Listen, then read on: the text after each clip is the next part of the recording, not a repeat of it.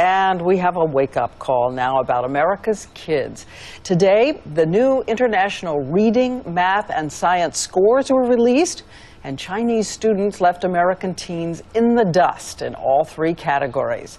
We traveled to China together. David. And Diane, these numbers are stunning for the entire world. The Shanghai stunner, you could call it. In fact, our own education secretary called the results, the words that Diane used, a wake-up call. Our president is calling for a modern-day Sputnik moment to catch up. Tonight's new numbers reveal what Diane and I just witnessed a couple of weeks back in China. Nearly 500,000 15-year-olds from all over the world took the test. The top 5 scores in math: Shanghai, China, Singapore, Hong Kong, South Korea, and Taiwan. And way down the list in 30th, the U.S. In science, again, Shanghai, China at the top, then Finland, Hong Kong, Singapore, and Japan.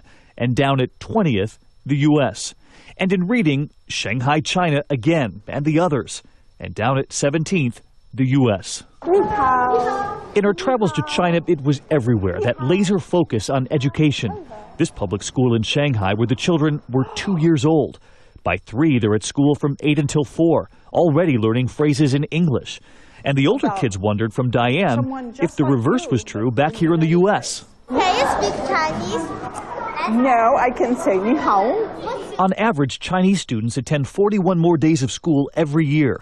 And with some attending classes on the weekends, it amounts to 30% more hours of instruction every year, too.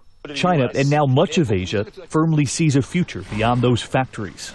Nobody wants to be the shoe manufacturer of the world. Everybody wants to be in the scientific and technical sector. It's a global turning point the U.S. has faced before. 1960, then-candidate John F. Kennedy, frustrated that the Soviets at that moment seemed to be winning the space race. Money was poured into math and science. Less than a decade later, we put a man on the moon. With these test scores, now a new call from this president. 50 years later, our generation's Sputnik moment is back. We can do it again. You don't remember Sputnik. I do. We did it before. Thank you, David Muir.